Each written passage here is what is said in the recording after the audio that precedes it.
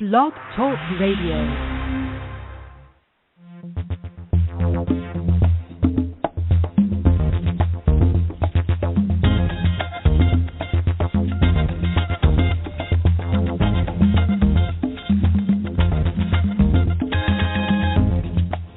Wow, good morning. It is the 7th day of May 2014, 8 a.m. Eastern. And here in the mighty Motor City, it is stormy. It is as dark outside as it would be if it was still nighttime. But it's not. It's morning, so it's all good. But you know what? Mother Earth must need the moisture. And the show's all about moms today, so we're grateful.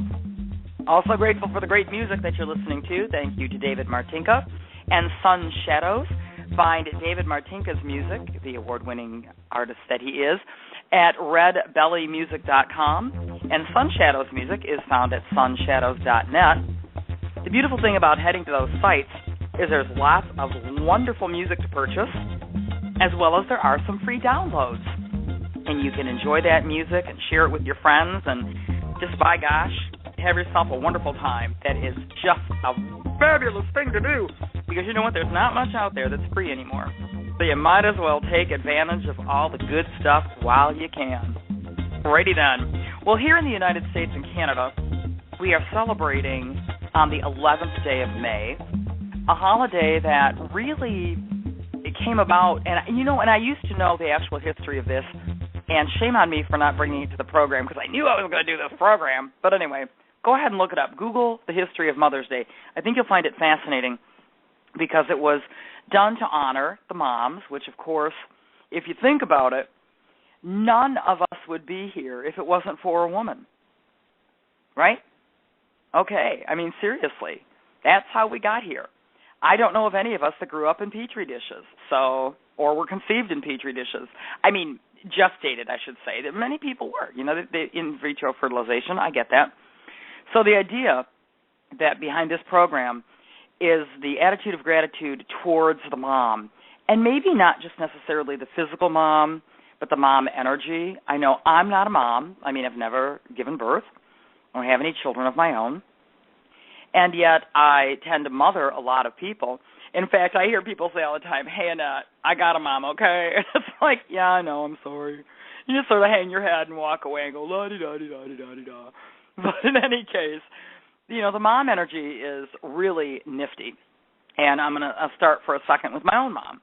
My mom's name is Nancy, and Nancy chose to leave this physical earth on Thanksgiving of 2009. Yes, on actually Thanksgiving Day, which in many ways, because she was so ill, was a great blessing, and we were so thankful that she was out of pain and she was free from all of that. And yet Mother's Day holds like a double significance for us here in our family, because with her passing to the other side on Thanksgiving, cold time of the year, and I at the time had many, many aged relatives, her sisters, very old, well in their 90s. And I didn't want them standing outside at a funeral service in the cold, and she was being cremated. So what we did was we interred her ashes. We buried her ashes on Mother's Day weekend of 2010. We figured it would be much nicer. It'd be a nice way to celebrate Mother's Day, and it may seem a little odd, but we were honoring her. So Mother's Day for our family has a bit of a different significance, because that was the day that we actually laid her to rest. Now, in our family, Mother's Day was always the let's spoil mom. So Mom got the breakfast in bed, and Mom got the handmade cards, and Dad is still to this day a wonderful cook. So Dad would make sure that there was something really yummy for dinner, or we went out to dinner, just depended. But we took that was our way of taking time to celebrate our mom and to thank her. But I'd like to remember a couple of the different things that she did for us that you wouldn't see on the surface. You wouldn't have seen what was going on. One of those things was she taught us how to throw a party. And I know that may seem like a really weird thing to say, but my mom, this is where everybody wonders where my coupon clipping roots come from. It's my mom. And granted, back in the 50s and the early 60s when I was a little kid, I don't remember there being coupons per se.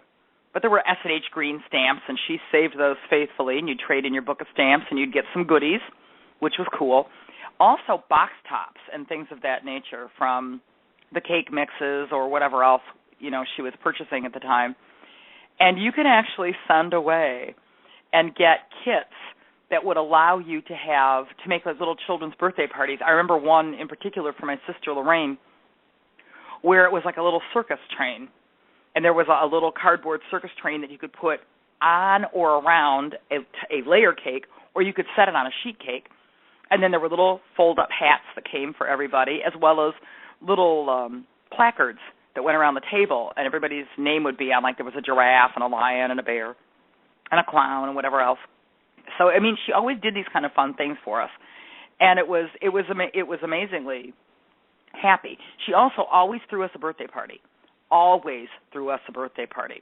The only year that one of us didn't get a birthday party was the year I turned 9, but that was because my grandfather died the day before, or 2 days before. So no birthday party. And her birthday is 2 days after mine. So not only did I not get a birthday party that year, we buried her father on her birthday. So that was the only year, and that was it. Other than that, always birthday parties. So those little things that we take for granted as we get older are really things to be grateful for, because it wasn't just the fact that she took the time to celebrate us, but it was the fact that she taught me a really cool thing to do for other people. So what do? I grow up, and I give birthday gifts. I throw parties. I make cards. I make cakes. I clip coupons. I create things out of cardboard and glitter and glue, and this all comes from my mom. And I'm so grateful that she taught me how to do that and how to be creative. One of the other things that she did, which I thought was really interesting, is she taught us how to do some very basic things around the house. Like, all of us grew up knowing how to sew by hand, if nothing else, even though she had a machine and did some sewing. But she taught us all how to mend, how to make sure that if there was a rip in the clothing, we knew how to fix it. If there was, something that needed to be put together at a last-minute notice, that we knew how to do that. In other words, if we needed to put a button on, if we needed to fix a zipper that was coming loose, that we knew how to do that. My brother knows how to sew. My dad knows how to sew. We all know how to sew. So it's a really, really wonderful energy that my mom left with us, and we're so grateful for that. So thank you, Mom, for doing that. But I'd like to kind of switch gears for a moment and not only share my mom's stories, and enjoy that, but I want to talk about mother energy in general, because all of these things that I'm talking about, the showing us how to enjoy life, the showing us how to take care of ourselves, I think that nurturing energy is something that everybody really has within them. We all have the balance of the masculine and feminine energy within ourselves, and it really just depends on what we're doing with that energy as to what you see at that point in time. Do you see the masculine energy? Do you see the feminine energy? Are you working towards this? Are you working towards that? Meaning, are you in a more nurturing area right now? Are you out, doing the I'm going to be the great protector? And here's the funny thing about it. I don't care if you're a hunter-gatherer energy. I don't care if you're a protector energy. I still think that's mother energy, because mothers are some fierce mothers, man. There used to be the little signs you'd see on T-shirts that say, mess with me, I'll let you slide. Mess with my kid, you die. And I get it. I really do. Think of the animal kingdom and watch the mothers and how they protect the young. The dads may be out doing their things. I'm thinking of lions. That's what I'm seeing in my head right now. The dads may be out doing their things.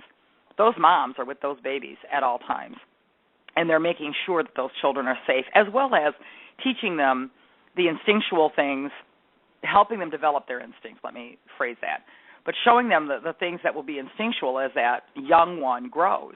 And I think it's the same with our Mother Earth. I think the Mother Earth is there to show us to enjoy ourselves. There's flowers, there's rivers, there's lakes, there's waterfalls. Mother Earth is showing us beauty and bounty everywhere we look. And we can all be grateful for that, because we live on a gorgeous, gorgeous planet. And we don't have to.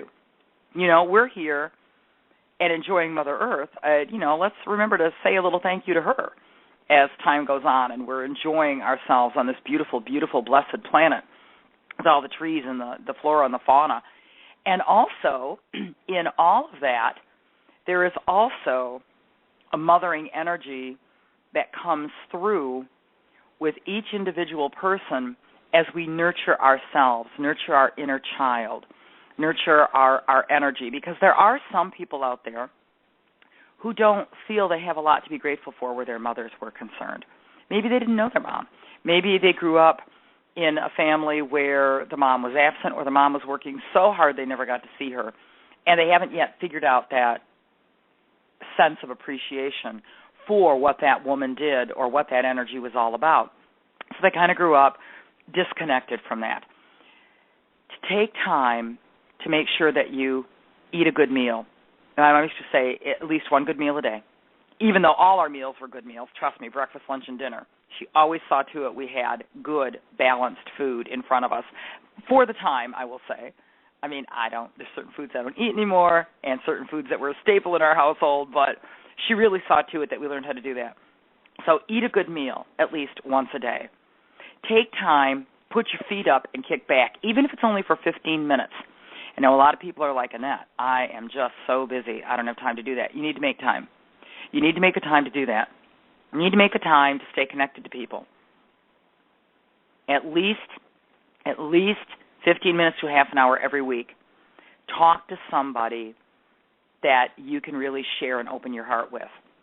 And if you can't do it at a half an hour stretch, 10 minutes every other day for 3 days. You got that nailed. But keep in touch. These are nurturing, mothering things that you will be grateful that you cultivate these energies because they will help keep you balanced. They will help keep you connected. For those that believe in speaking to spirit or energy, people that have passed away, maybe you've got a religious energy, and your moms, your grandmoms, people that raised you, godparents, are on the other side of the veil, commune with them. You can do that in your sleep before you go to bed at night. You can do that, in your prayers or if you do a meditation or a mantra. You can also connect with, the Holy Mother Mary if this is an energy that you feel connected to. I happen to feel very deeply connected to Mother Mary. So I do talk to her all the time. I do spend time chatting with her. But to develop the attitude of gratitude for the fact that you are here, that you exist, that you walk or live on this planet, you came here because of a woman. There is a mother energy that brought you to this world. There is a mother energy within you, whether you're a guy or a gal. There is a mother energy within you that allows you to have that sense of connection to the nurturing, caring. Not that men don't nurture and care, but we're talking moms now. When we get closer to Father's Day, we'll talk father's energy. So it's all going to balance out. But take care of yourself. Take care of yourself because you've got a mom, because you are a mom, because you wish you had a mom, because you wish you were a mom. Take care of yourself, eh? Don't run outside in the rain without something on your head. Please remember to eat something really, really yummy today, something really good and nurturing. Take your vitamins if that's what you do. Take your shoes off before you walk on my clean carpet. Gee, do I sound more like a mom more and more? I kind of wonder. Anyway, find me, hello, me, at Annette Rochelle Aben .wordpress.com. I'm also at YouTube, Pinterest, Twitter, Facebook, oh my gosh, LinkedIn, Google+, and I'd love to connect with you. Follow our program here at blogtalkradio.com/prospectivepower. I'd be honored if you did that. I also want to direct you to blogtalkradio.com/C-Stars because there's a wonderful program Tuesday afternoons, 2 p.m. Eastern, that I am honored to do with Susie Hendricks. I would like to remind you that this fabulous music you hear in the background, provided by the award-winning artist David Martinka, who takes such good care of me. Find him at redbellymusic.com and sunshadows.net and enjoy the music. And you know what? If it applies, happy Mother's Day.